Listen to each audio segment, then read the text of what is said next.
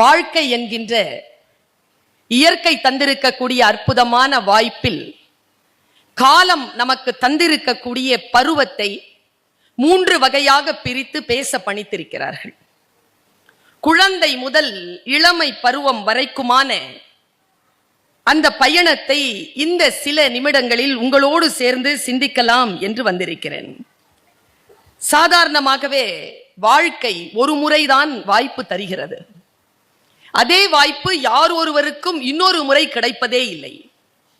அப்படி இந்த பருவம் நம்மை விட்டு அகலவே அகலாது என்று மகிழ்ந்து இருந்த குழந்தை பருவத்தையும் இளமை பருவத்தையும் கொஞ்சம் திரும்பி பார்த்தபடி பேச வந்திருக்கிறேன். குழந்தைகள் இறைவனால் இயற்கையின் பெரும் கருணையினால் தான் ஒவ்வொருவர் வீட்டிற்கும் வருகிறார்கள். இந்த உலகத்தில் குழந்தைகளை தந்தோர் தானே நாம் எல்லோரும். ஒரு ஆணும் ஒரு பெண்ணும் சேர்ந்து தாம்பத்தியம் நடத்தி அதன் பரிசாக கிடைக்கக்கூடிய அந்த குழந்தையை இந்த சமூகத்திற்கு தந்தவர்களுக்கு என்ன பெயர் இருக்க வேண்டும்?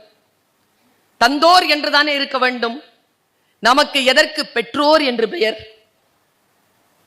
நாம் இந்த உலகத்திற்கு குழந்தைகளை தரபவர்கள் இல்லை. இறைவனின் பேராற்றலாலும் இயற்கையின் பெருங்கருணையாலும் குழந்தை என்கின்ற வரத்தை பெற்றவர்கள் நாம். அதனால் நமக்கு பெற்றோர் என்று பெயர். 2 வகையிலே நான் இந்த தலைப்பை யோசிக்கலாம் என்று நினைக்கிறேன். குழந்தைகள் எப்படி இன்றைக்கு வாழ்ந்து கொண்டிருக்கிறார்கள், எப்படி வளர்கிறார்கள், இளைஞர்களுடைய உலகம் எப்படி இருக்கிறது, அதை இந்த உலகம் எப்படி கண்காணிக்கிறது, பேணி பாதுகாக்கிறது. நான் இப்படி சொல்லி என் பேச்சை நான் தொடர்கிறேன். ஏனென்றால் யாருடைய உதடுகளில் இருந்து வரும் சொல் நம்முடைய வாழ்க்கையை மாற்றும் என்று நமக்கு தெரியாது. எந்த புத்தகத்திற்குள் அது ஒளிந்து கொண்டிருக்கிறது என்று கூட நமக்கு தெரியாது. இதோ நான் ஒரு வார்த்தையை சொல்ல போகிறேன். இதுவரைக்கும் நம் புரிதலில் குழந்தைகள் பற்றிய நினைவு எப்படி இருக்கிறது? நமக்கு முன்னால் ஒரு குழந்தை வருகின்ற பொழுது அந்த குழந்தையை எப்படி நாம் பேண வேண்டும் என்பதற்கான ஒரு சிறிய விழிப்புணர்வு வாசகமாக இது அமையும் என்கின்ற நம்பிக்கையோடு இதை உதிர்த்துவிட்டு என் தலைப்பிற்குள் நான் ஆழமாக நகர்கிறேன். குழந்தைகள் என்பவர்கள் வளர்வதற்காக குழந்தைகளாக இல்லை, அவர்கள் குழந்தைகளாக வாழ்வதற்காகவே குழந்தைகளாக இருக்கிறார்கள். பல நேரங்களில் நாம் குழந்தைகளை வளர்க்கிறோம் என்று சொல்லி அந்த குழந்தைகளின் குழந்தமையை பறித்து விடுகிறோம். இப்படி சொல்கிறேன், நினைத்து பாருங்கள். குழந்தை பருவத்தில் நாம் சிரித்த கணங்கள் இப்பொழுது நம் கண்களிலே கண்ணீரை வரவழைக்கும். அப்பொழுது நாம் அழுத கணங்கள் இப்பொழுது உதட்டிலே புன்னகையை வரவழைக்கும். வாழ்க்கையில் அதி அற்புதமான வாய்ப்பு தான் குழந்தை பருவம். நான் இப்படி சொல்வது உண்டு. இந்த உலகத்திலே எல்லா நாடுகளிலும் குழந்தைகள் தான் பிறக்கிறார்கள். இந்த இந்திய திருநாட்டில் தான் அவர்கள் ஆண்களாகவும் பெண்களாகவும் பிறக்கிறார்கள். அதனால் தான் பைபிள் இப்படி சொல்லுகிறது, நீங்கள் குழந்தைகளாக மாறாத வரைக்கும் பரலோக ராஜ்யத்திற்குள் பிரவேசிக்க முடியாது. குழந்தைகளாக மாறுவது என்பது எப்படி? குழந்தை மனதோடு இருப்பது எப்படி? அந்த குழந்தைகளை எப்படி நாம் பேணி பாதுகாக்க வேண்டும்? நமக்கு தெரிந்து இந்து மரபில் இறைவனை குழந்தையாக பார்க்கக்கூடிய ஒரு மரபு உண்டு. கிருஷ்ணனாகட்டும் முருகனாகட்டும், பாலகிருஷ்ணன் பால முருகன் என்று கிருஷ்ண ஜெயந்தி அன்றைக்கு குழந்தைக்கு கிருஷ்ணனுடைய வேடமிட்டு அதன் கால்களில் அரிசி மாவு போட்டு வீடெல்லாம் உலாவர செய்யக்கூடிய அந்த வாய்ப்பு ஏன் நமக்கு கிடைக்கிறது என்றால் இறைவன் குழந்தை மனம் படைத்தவனாக இருக்கிறான். அந்த குழந்தைகளை நாம் எப்படி அணுக வேண்டும்? இன்றைக்கு அந்த குழந்தைகள் மிகச் சரியான வகையில் வளர்ந்து கொண்டிருக்கிறார்களா? நான் 2 கேள்வியை மட்டும் முன்வைக்கிறேன். எங்க உங்க வீட்டுல ஒரு 10 வயசுக்குள்ள குழந்தை இருந்ததுன்னா அந்த குழந்தைய சந்தோஷப்படுத்திருங்க பாபு, சந்தோஷப்படுத்திருங்க. அந்த சந்தோஷத்தை ஒரு 2 நாளைக்கு அப்படியே சஸ்டைன் பண்ண வச்சிருங்க பாப்போம். இன்றைக்கு அடிப்படை வசதிகளையே ஆடம்பரங்களாக மாற்றி குழந்தைகள் வளர்க்கப்படுகின்றன என்று நான் குற்றம் சுமத்துகிறேன். இன்றைய காலகட்டத்தில் குழந்தைகள் எப்படி வளர்க்கப்பட வேண்டும் என்பதற்கு நான் ஒரு சாதாரணமான ஒரு உதாரணத்தை உங்கள் முன்னால் வீசுகிறேன். நமக்கு இப்போ ரிட்டையர் ஆன தமிழ்நாடு டிஜிபி சைலேந்திர பாபு ஐயா அவர்கள் இன்றிலிருந்து ஒரு 10 ஆண்டுகளுக்கு முன்னால் நானும் ஐயா அவர்களும், அப்ப அவர் டிஜிபியா இல்ல, 2 பேருமே ஒரு புரோகிராம்ல பேசுறோம். அவர் சீஃப் கெஸ்ட், நான் கீனோட் ஸ்பீக்கர். அந்த நேரத்தில் அவர் சொன்ன ஒரு வார்த்தை மரணம் வரைக்கும் என் நெஞ்சை விட்டு அகலாது. ஒரு பெற்றோராக ஒருவர் எப்படி இருக்க வேண்டும் என்பதற்கு, ஒரு குழந்தையை எப்படி பராமரிக்க வேண்டும் என்பதற்கு அவர் சொன்ன ஒரு விஷயத்தை சொல்லிட்டு போறேன். அவர் 10 வயசு இருக்கும் பொழுது அவங்க வீட்டுல அவங்க அப்பா சாயந்தரம் வேலையில இருந்து வீட்டுக்கு சட்டையை ஆணில மாட்டி வச்சிருக்க. அடுத்த நாள் காலையில சட்டைக்குள்ள இருந்த 5 ரூபாவை காணோம். அவங்க அப்பா எல்லார்கிட்டையும் கேட்டிருக்காரு. எல்லாரும் நான் எடுக்கலன்னு சொல்லியிருக்காங்க. இது நடந்து ஒரு 15 வருஷம் ஆயிடுச்சு. 15-17 வருஷத்துக்கு அப்புறமா நம்ம ஐயா சைலேந்திர பாபு சாருக்கு காவல்துறையில வேலை கிடைச்சிருச்சு. காவல்துறையினுடைய அந்த யூனிஃபார்மோட முதல் மாசம் சம்பளம் எடுத்து, இது அவர் ஒரு நாகர்கோயில் மொழியில ஒரு அழகா கொஞ்சம் தமிழ்ல பேசுவார். அவர் அன்னைக்கு மீட்டிங்ல அவர் பேசுறார்.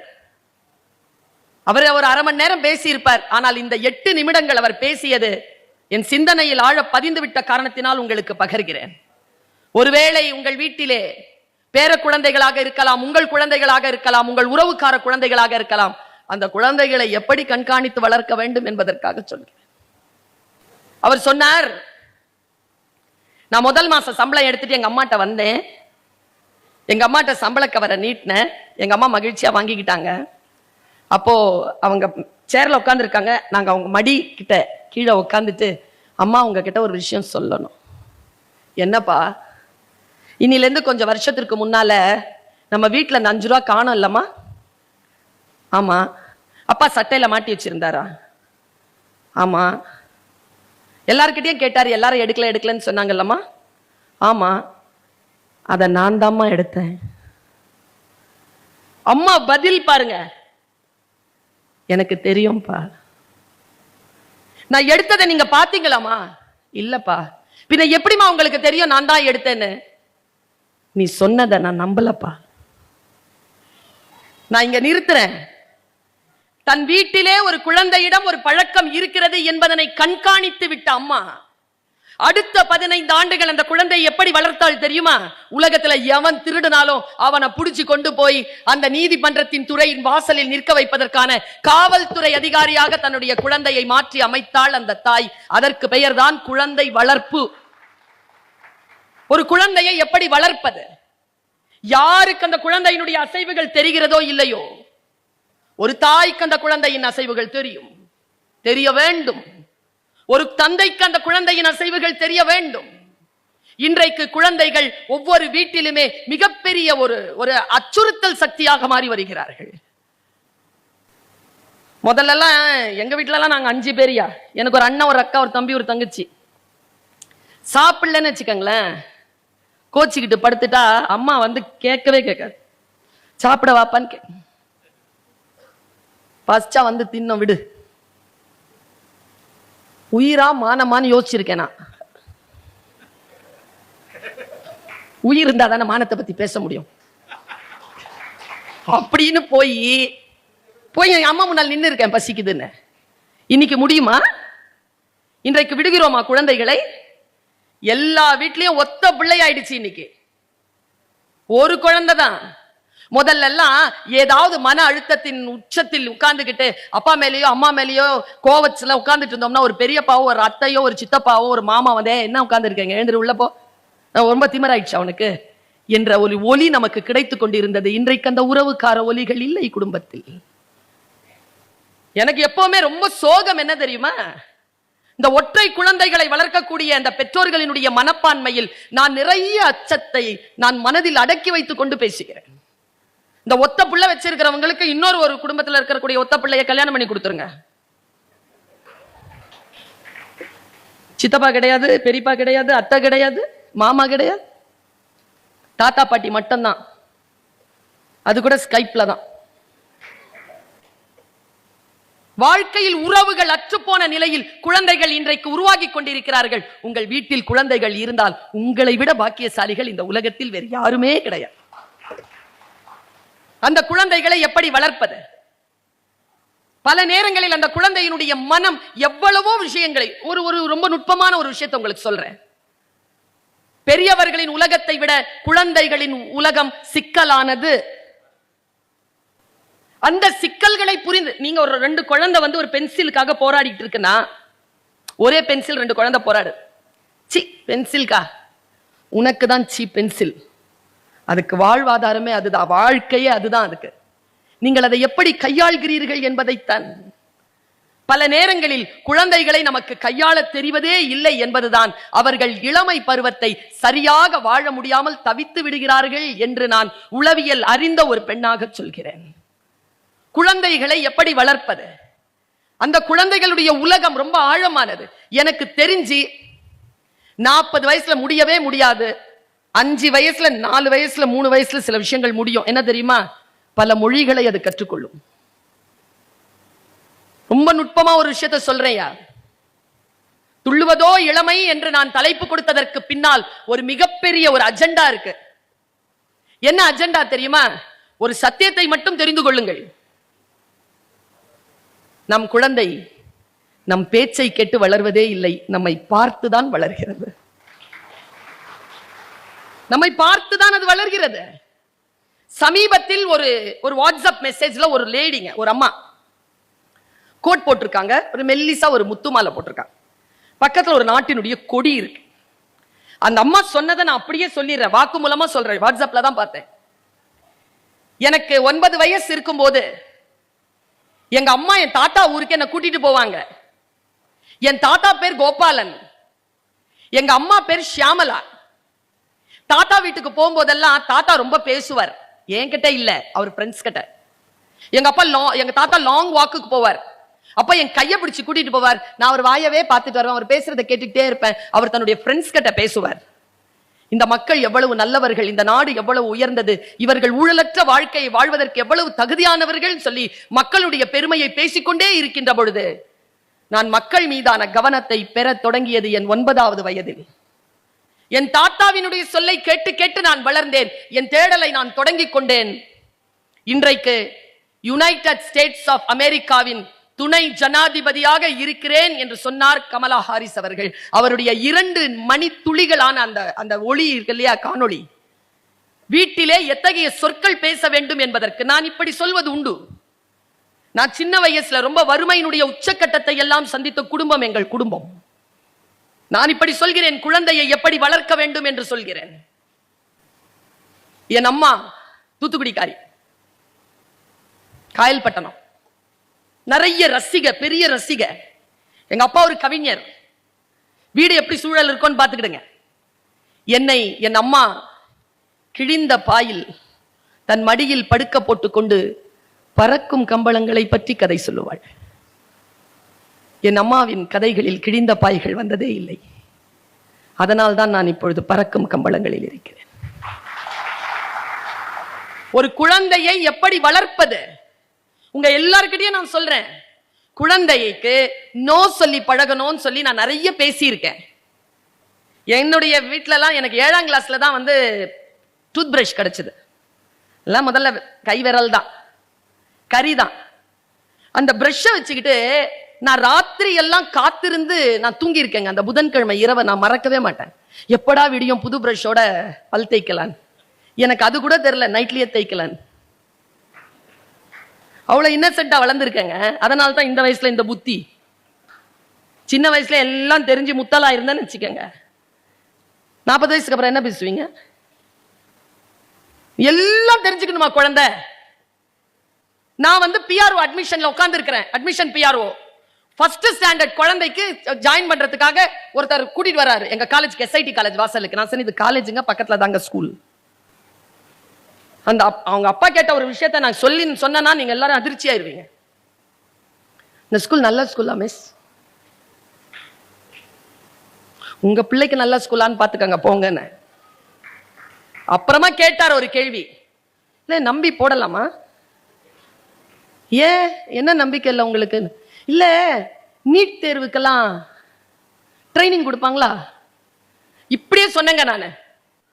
ஃபர்ஸ்ட் ஸ்டாண்டர்ட்லயே நீட் தேர்வுக்கு ட்ரைனிங் கொடுக்க ஆரம்பிச்சிட்டீங்கன்னா உங்க பாப்பா லூஸ் ஆயிரும். பரவாயில்லையா?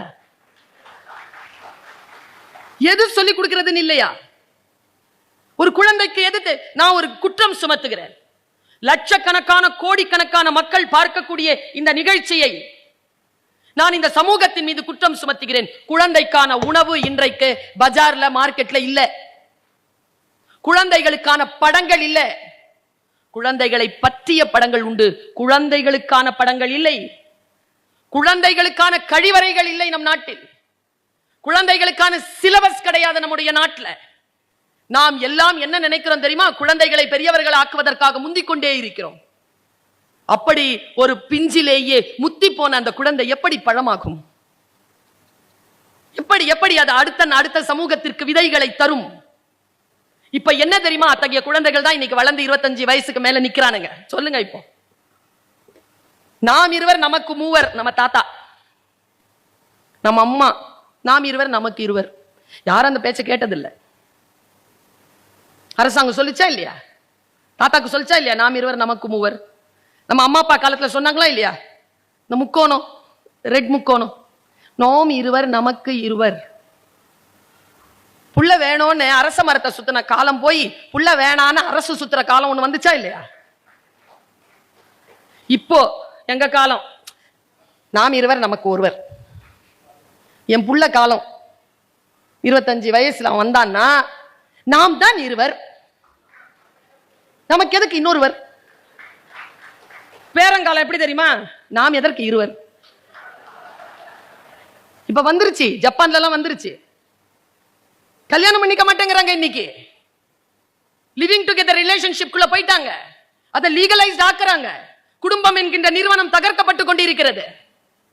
நீங்கள் நிறுவனத்தை நோக்கி அனுப்ப வேண்டும் என்றால் குழந்தைகளில் நீங்கள் எதை விதைக்கிறீர்களோ அந்த விதைதான் அங்கே முளைத்து செடியாகி மரமாகி பழம் கொடுக்கக்கூடிய ஒரு நிலைக்கு வரும்.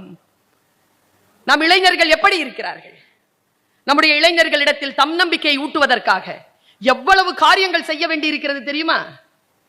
ஏனென்றால் இன்றைய இளைஞர்களுடைய வாழ்க்கையினுடைய வளர்ச்சி நோக்கிய பயணத்தில் அவ்வளவு இடையூறுகள் இருக்கின்றன. அவ்வளவு ஸ்ட்ரெஸ். எவ்வளவு ஸ்ட்ரெஸ் இருக்கு தெரியுமா அந்த குழந்தைக்கு? 16-17 வயது குழந்தைகள். இப்படி நான் குற்றம் சுமத்துறேன். 16-17 வயதுல இருக்கக்கூடிய குழந்தைகளுக்கு இன்னைக்கு ஸ்ட்ரெஸ் இருக்குது. ஏன் அதிகமா இருக்கு தெரியுமா? உங்க வீட்டுல இருக்கிற குழந்தைக்கே இருக்குது. 12 வயசுல இருக்க பெரிய ஒரு குற்றச்சாட்டு என்ன தெரியுமா? நம்ம குடும்பங்கள்ல நாம சாப்பிடுற ரெகுலர் சாப்பாட அந்த குழந்தைகள் விரும்புவதில்லை. அன்றாடங்களில் நாம இட்லி, தோசை, பூரி, சப்பாத்தின்னு செஞ்ச காலம் எல்லாம் போயிடுச்சு. மத்தியானம் எல்லாம் ஒரு சோறு, ஒரு குழம்பு, ஒரு வெஞ்சனம், அவ்வளவுதான். இரவு நேரத்தில் என்ன வெஞ்சனமோ குழம்போ மிச்சம் இருக்குதோ கூட ஒரு தோசையோ இட்லியோ, அவ்வளவுதான். காலையில தோசையோ இட்லியோ ரெண்டெல்லாம் கிடைக்காது. இன்றைக்கு குழந்தைகளுக்கு அவைலபிலிட்டி அவ்வளவு விஷயங்கள் பரத்தி போடப்பட்டிருக்கின்ற பொழுது அடிப்படையிலே அந்த குழந்தைகள் தடுமாறுகின்றன. கட்டமைப்புடன் கூடிய ஒரு விஷயம் இல்லாத காரணத்தினால் குழந்தைகளுடைய தடுமாற்றம் நிகழ்வதாக நான் கருதுகிறேன். குழந்தைகள் பல வீடுகளில் மிக மரியாதையுடன், மிக அடக்கத்துடன், மிகப்பெரிய இலக்குடன் வளர்வதை பார்க்கிறேன். இப்ப சமீபத்தில் ஒரு பெண்ணை சந்தித்தேன். இளமையான பருவம், 25 வயதிற்குள் இருக்கும் அந்த பெண்ணுக்கு. அந்த பெண்ணினுடைய பெயர் ஐஸ்வர்யா. கடலூரை சார்ந்தவள். அன்றைக்கு போறேன், அப்படி வந்து நிக்கிறாங்க. திரும்பி பார்க்கிறேன், இவங்க தான் சப் கலெக்டர் ஆஃப் பொன்னேரி என்று சொல்கிறார். பார்க்கிறேன் 24-25 வயது அந்த பெண் சப் கலெக்டராக இருக்கிறார். அப்படி நடந்து படியேறதுக்குள்ள ஒரு விஷயத்த சொன்னாங்க. எங்க அக்கா IPS தேர்வுக்கு தேர்வாகி இருக்காங்க. போய் சோஃபால உட்கார்ந்த உடனே சொன்னாங்க, என் தம்பி IASக்கு ப்ரிப்பேர் பண்ணிட்டு இருக்கான். ஒரே குடும்பத்தில். அப்படி என்றால் அந்த குழந்தைகளுடைய வாழ்க்கை, அந்த குழந்தைகளுடைய எண்ணங்கள் எப்படி இருக்கு? அந்த தாய் தகப்பன் என்ன தந்திருப்பார்கள்? அந்த பள்ளிக்கூடத்திலிருந்து அந்த குழந்தைகள் எதை உள்வாங்கி இருக்கும்? நான் இப்படி சொல்றேங்க. ஒரு மீட்டிங்ல ஐயா பேசிட்டு கீழே இறங்குற ஒரு மலையாள பேசுற தாத்தா ஒருத்தர் அப்படியே அந்த கையை பிடிச்சிட்டார். குலுங்கி அழுறார். குலுங்கி எழுறார். நான் என்ன பேசியிருந்தேன்னா, குழந்தைகளுக்கு நோ சொல்லி பழக்குங்கள். ஏதாவது சொன்னா அப்புறம் பார்த்துக்கலாம், இப்பெல்லாம் கிடையாது அப்படி சொல்லுங்க. எதை சொன்னாலும் நோ அப்புறமா பார்த்துக்கலாம்னு சொல்லுங்க. அவன் சொன்னாரு, என் மக அப்படி சொல்லல, எல்லாத்துக்கும் எஸ் எஸ்ன்னு சொன்னான். என் பேரன் யாரோ வெளியில நோ சொல்லிட்டாங்க, தாங்கல, போயிட்டான். இப்படி சொல்கிறார்.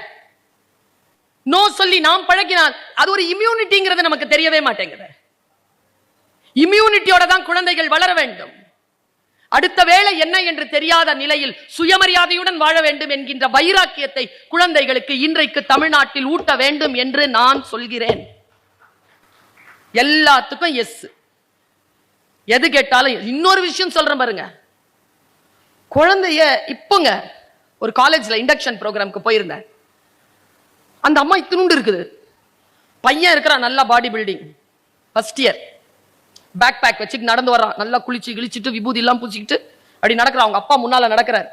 இந்த அம்மா 2 பெட்டிங்க கையில தொங்கி தொங்கி ஹாஸ்டல்ல விடுறதுக்காக வந்தது. நான் காரை நிறுத்தி அந்த அம்மா கையில இருந்து 2 பெட்டியையும் அந்த பையனை வாங்க சொல்லிட்டு நேரா மீட்டிங் வந்து சேருனேன். நான் ரகசியத்தை சொல்லவா? எந்த பெற்றோர் தன் இளமையான பருவத்தில் இருக்கக்கூடிய குழந்தைகள் கையில் சுமையை கொடுத்து வளர்க்கிறீர்களோ, அந்த குழந்தை உங்கள் முதிய பருவம் வருகின்ற பொழுது உங்களை சிறப்பாக பார்த்துக் கொள்ளும். எந்த குழந்தை சுமை தூக்கிவிடக் கூடாது என்று நீங்கள் உங்கள் கைக்கு மாற்றிக் கொள்கிறீர்களோ, அவர்கள் நீங்கள் முதிர முதிர அவர்களை நீங்கள் தான் பார்த்துக் கொள்ள வேண்டும். எனக்கு ரொம்ப ஆச்சரியம் என்னவென்றால், ஒரு 60 விழுக்காடு இளைஞர்கள் இருக்கிறார்கள், அவங்களுடைய கிராஃப் அப்படி மேல போய்கிட்டு இருக்கு. 40 விழுக்காடு இளைஞர்கள் இருக்கிறார்கள், அவங்களுடைய கிராஃப் கீழே போயிட்டு இருக்கு. அந்த 40 விழுக்காடு தான் நம்ம வீட்டில் இருக்கு. இந்த குழந்தைகளை எப்படி நாம் ஆற்றல் கொண்ட குழந்தைகளாக மாற்றுவது? அந்த பருவம் இருக்கிறதே, அற்புதமான பருவம். எனக்கு கொரோனா மேல ரொம்ப கோபம் என்ன தெரியுமா? 9th ஸ்டாண்டர்ட்ல இருந்து 12th வரைக்குமான அந்த வாழ்க்கையை பறித்து விட்டது. கற்றுக்கொள்ளுகின்ற காலம் அது. 9th, அந்த 14 years. நான் இப்படி சொல்றேன், நான் ஆன்மீகத்தில் நம்பிக்கை கொண்டவள், இறை நம்பிக்கை கொண்டவள். நீங்கள் எந்த மதம் பின்பற்றுகின்றவர்களாக இருந்தாலும் 11 வயதிற்குள் குழந்தை இடத்தில் ஆன்மீக உணர்வை ஊட்டிவிடுங்கள். அந்த குழந்தை தவறு செய்யாது, உள்ள கொடுத்துடணும். நம்முடைய குழந்தைகளை நாம் எப்படி வளர்க்கிறோம் சொல்வாரு. நான் பட்டிமன்றத்துல எல்லாம் பார்த்திருக்கேன், நான் கேட்டிருக்கேன்.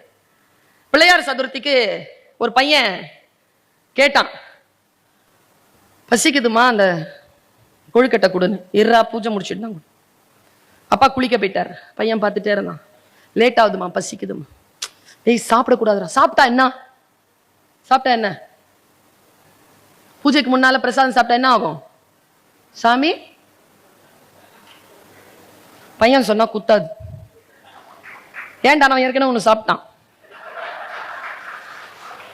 சொல்லி தரணுமா இல்லையா? பூஜை என்பது என்ன, பிரசாதம் என்பது என்ன, இறைவனுக்கு நாம் ஏன் படையல் வைக்கிறோம், அந்த படையல் வைப்பதற்கு பின்னால் இருக்கக்கூடிய தவம் என்ன, விரதம் என்னன்னு சொல்லி தரணுமா இல்லையா? சொல்லி கொடுக்கப்பட்ட குழந்தைகள். என்னுடைய அம்மா எனக்கு ஒரு கதை சொன்னாங்க. என் வாழ்க்கையிலேயே நான் இன்றைக்கு இந்த அளவாவது பயணம் செய்து வந்திருக்கிறேன் என்றால் இது எல்லாம் என்னுடைய மனதிலும் புத்திலும் ஊறிக்கொண்டே இருக்கிறது. இது பணக்கார வீடுகளில் கிடைக்காது, அது வேறு விதமான வளர்ப்பு கிடைக்கும். ஏழை, பிற்படுத்தப்பட்ட, தாழ்த்தப்பட்ட குடும்பங்களில் இருக்கக்கூடிய பெற்றோர்கள் தன் குழந்தைகளிடத்தில் பேசுகின்ற பொழுது வசை சொற்கள் இல்லாமல் பேசுகிறீர்களா? ஒரு லீடரை வீட்டில் உருவாக்கிட்டு இருக்கீங்கன்னு அர்த்தம். மரியாதையுடன் அந்த குழந்தையை நீங்கள் சந்திக்கிறீர்களா? அவர்களுடைய எனக்கு பெரிய ஆச்சரியம் என்னன்னா, எனக்கு தொண்டை கட்டி இருந்தது ஒரு 3 நாளைக்கு. நான் காத்து தான் வந்துச்சு. அவங்க கூப்பிட்டாரு, ஒருத்தர், ஒரு ஆர்கனைசர் கூப்பிட்டு, சாப்பிட போலாமா மேடம்? அவர் திருப்பி சொல்லு, இங்கேயே கொண்டு வந்து கொடுத்துறவா? யோ, தொண்டை தானையா போச்சு, காது நல்லா தானே இருக்குது. வீட்டில் குழந்தைகள் இருந்தால் குழந்தை தான் நம்மிடத்தில் மழலையில் பேசுமே தவிர நாம் அந்த குழந்தைகளிடத்தில் தெளிவாகத்தான் பேச வேண்டும். எந்த தாய் தந்தை குழந்தை இடத்தில் மழலை பேசுகிறார்களோ அந்த குழந்தையிடம் ஆளுமை திறன் வளராது. குழந்தைகளை குழந்தைகளாக வளர அனுமதிக்குங்கள், அப்பொழுதுதான் இளமை மிளிரும். இன்னைக்கு இருக்கக்கூடிய இளைஞர்கள் என்ன தெரியுமா நினைக்கிறாங்க? ஃபர்ஸ்ட் கம் ஃபர்ஸ்ட்னு லவ் பண்ணிடுறாங்க. இந்த கோடானு கோடி பேர் பார்த்துட்டு இருக்கிறீங்க. ஒருவேளை அதுல இளைஞர்களா இருந்தா உங்களுக்கு நான் சொல்றேன், 25 வயசு வரைக்கும் லவ் பண்ணாத. எப்ப பண்றதுங்கறியா? எப்ப பண்றதுன்னு அவர் சொல்வார். ஏன் சொல்றேன் தெரியுமா? இது சத்தியமா சொல்றேங்க. இந்த காலேஜ் படிக்கிற பிள்ளைங்க எல்லாம் லவ் பண்ணிட்டு பாடுங்க, பாவங்க அதுங்க. எப்ப பார்த்தாலும் இதுல ரிப்போர்ட் பண்ணிக்கிட்டே இருக்கும். ஏன் தொல்லை? ஒரு விஷயம் சொல்லி கொடுத்துருங்க. எப்பா 25 வயசுக்கு அப்புறம் ஒண்ணு வரும், வந்தா போவாது, சாவர வரைக்கும் கூட இருக்கும். உனக்கு இதுல ஏதாவது டவுட் இருந்துச்சுன்னா சுகி சிவம் சாரை கேளு. போமா சார்? போவார். அப்ப சாவர வரைக்கும் கூட வரத்துக்கு ஒண்ணு இருக்குது இல்ல? அப்ப அந்த இளமையான நேரத்தில் வாழ்க்கையினுடைய உச்சத்தை அனுபவிக்காமல் எதற்கு அதை தேடி அலைந்து கொண்டு நம்முடைய வாழ்க்கையை நாம் செலவழிக்க வேண்டும்? ஒன்று நினைக்க, குழந்தைகளுக்கு, இளைஞர்களுக்கு சொல்லிக் கொடுங்க, நமக்கு என்ற ஒரு துணை இறைவன் தேடி வைத்திருக்கிறான். அதற்காக காத்திருந்து வாழ்க்கையை சரியாக வாழ்ந்தால் நல்ல துணை வந்து சேரும். இல்லை என்றால் முள்பாதைதான், முள்பாதைதான். அந்த முள்பாதையை கடக்க வேண்டும் என்பதற்காக சொல்லுகிறேன். எங்க அம்மா என்கிட்ட சொன்னாங்க, ஒருத்துக்கு ரொம்ப பசிச்சுதான், ரொம்ப பசி, யோசா பிரியாணி வந்துருச்சு, சூடா சாப்பிட்டா, சாப்பிட்டு தாகம், ஃப்ரெஷ்ஷா தண்ணி வந்துருச்சு, குடிச்சிட்டு ஸ்வீட் ஸ்வீட் வந்துருச்சு, அதையும் சாப்பிட்டான். இப்ப டயர்டா இருக்கே, கட்டில் வந்துருச்சு, படுத்துட்டான். எங்க அம்மா சொன்ன கதை, படுத்துட்டான். கால் கையெல்லாம் வலிக்குதே, தேவதைகள் வந்துட்டான். கால் கை அமுக்கி விட்டுட்டே இருக்காங்க, தூங்கிட்டான். முழிச்சு பாக்குறான், பொட்டல் காடு நட்ட நடு இடத்துல படுத்துட்டு இருக்கான். முழிச்சு பார்த்து எந்திரிச்சு உட்காந்து, ஐயோ தனியா இருக்கிறோமேன்னு சுத்தி பார்த்தான். சுத்தி பார்க்கும்போது பயம் வந்தது. அந்த பயத்துல ஐயோ பேய் பிசாசு நாய் நரி எல்லாம் வந்துருச்சுன்னா, பேய் பிசாசு நாய் நரி வந்துருச்சு. ஐயோ என்ன சாப்பிட்டுருமோ, சாப்பிட்டுருச்சு, கதை முடிஞ்சிருச்சு. எங்க அம்மாட்ட கேட்டேன், ஏன் அம்மா என்னத்துக்கு? அம்மா சொன்னாங்க, அவன் நின்று இருந்தது அவன் எதை நினைத்தாலும் தரும் கற்பக தருவுக்கு கீழே. அவன் பசிக்கு சோறு நினைத்தான் வந்தது, மரணம் நினைத்தான் வந்தது. எது நினைக்கிறோமோ அது தரும் கற்பகத்தரு. அந்த கற்பகத்தரு எங்கே இருக்கிறது என்று எனக்கு இப்பொழுது தெரியாது சுல்தானா. ஆனால் ஒன்று சொல்லுகிறேன், உன் மனம்தான் உன் கற்பகத்தரு. நீ எதை நினைக்கிறாயோ அது உனக்கு கொடுக்கும். இந்த சொல்லை கேட்ட இளைஞன் எப்படி வளருவான்? இந்த சொல்லை கேட்ட குழந்தை எப்படி வளரும்? வாழ்க்கை என்பது அதிசயங்களால் நிறைந்தது. ஒன்னு சொல்றேன், குழந்தைக்கு இந்த கேட்ஜெட்டை பயன்படுத்த தெரியல. நான் பெரியவங்களுக்கு தெரியுதா? பெரியவங்களுக்கும் தெரியல. அறச்சொற்களை சொல்லுவதன் மூலமாக, அறச்சூழ்நிலையை ஏற்படுத்துவதன் மூலமாகத்தான் குழந்தைகளையும் இளைஞர்களையும் பக்குவப்படுத்த முடியும். இன்னொரு மனவேதனையோடு சொல்றேன், இளைஞர்கள் இந்த தவறு செய்கிறார்கள், அந்த தவறு செய்கிறார்கள் என்று உடனடியாக கருத்தில் வருகின்ற உலகத்தில் ஆழமான, மிக ஆரோக்கியமான, வளர்ச்சியான விஷயங்களையும் அதே இளைஞர்கள் தான் செய்து கொண்டிருக்கிறார்கள். இப்படி சொன்னா புரியும்னு நினைக்கிறேன். சுகி சிவம் சார் இன்னைக்கு முடிசூடா அரசன் பேச்சு துறைக்கு, அவரை கேட்டு பாருங்க, எப்ப ஆரம்பிச்சார் அவருடைய பேச்சு பயணத்தை? தன் குழந்தை பருவத்திலிருந்து விதைந்த விதை இளமை பருவத்தில் நின்று தொடங்குகின்ற பொழுதுதான் ஒரு காலகட்டத்தில் உலகத்தை இயக்குகின்ற, வரலாறு படைக்கக்கூடிய விஷயமாக வரும் என்றால் ஆரம்பிக்க வேண்டிய பருவம் குழந்தை பருவமும் இளமை பருவமும் தான். இப்படி சொல்லட்டுமா, அந்த ராம்கோ சிமெண்ட் அவங்களுடைய ஒரு புத்தகத்தை படிச்சிட்டு இருந்தேன். படிச்சுட்டே இருக்கும்பொழுது அவர் வரலாறு எழுதியிருக்கார்.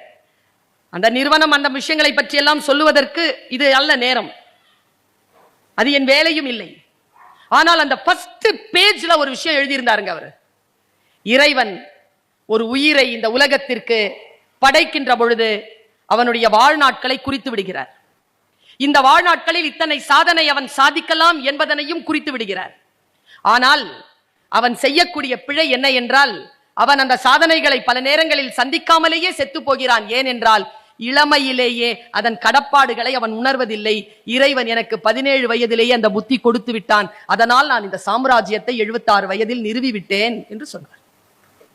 சிறிய வயதில் இருக்கின்ற பொழுதுதான் அந்த விதை விழ வேண்டும். உடனடியாக எதுவும் கிடைக்காது, அறுவடையில் எதுவும் நடக்காது. நான் என்ன தெரியுமா பிரச்சனை? இந்த இளமைக்கும் இந்த முதுமைக்கும் இருக்கிற பிரச்சனை என்ன தெரியுமா? முதுமை என்பது எழுத தெரிந்த பேனா, மை இல்லை. இளமை என்பது மை நிரம்பிய பேனா, எழுத தெரியவில்லை. அதனிடமிருந்த அனுபவங்களை வாங்கி எழுத தெரிந்து கொள்ளுகின்ற ஒரு ஆற்றல் குழந்தைகளுக்கு வர வேண்டும். அதற்கு மொழியும் சூழலும் பயன்பட வேண்டும். இந்த நாடு பண்பாடுகளில் சிறந்த நாடு, இறை வழிபாட்டில் சிறந்த நாடு, கல்வி சிறந்த தமிழ் நாடு. இந்த நாட்டிலே இருக்கக்கூடிய பெற்றோர்களுக்கு பிள்ளையாக பிறக்கக்கூடியவர்கள் மிக அற்புதமாக வாழக்கூடிய அனைத்து உரிமைகளையும் பெற்றிருக்கிறார்கள். அந்த குழந்தைகளுக்கான உரிமையும் அந்த இளைஞர்களுக்கான உரிமையும் அவர்களுக்கு கிடைத்தால் அவர்கள் துள்ளுவதோ இளமை என்கின்ற இந்த காலகட்டத்தில் துள்ளலோடும் மகிழ்ச்சியோடும் வாழ்வார்கள் என்ற வாக்கை முன்வைத்து உங்கள் அத்துணை பேருக்கும் நன்றியை சொல்லி நிறைவு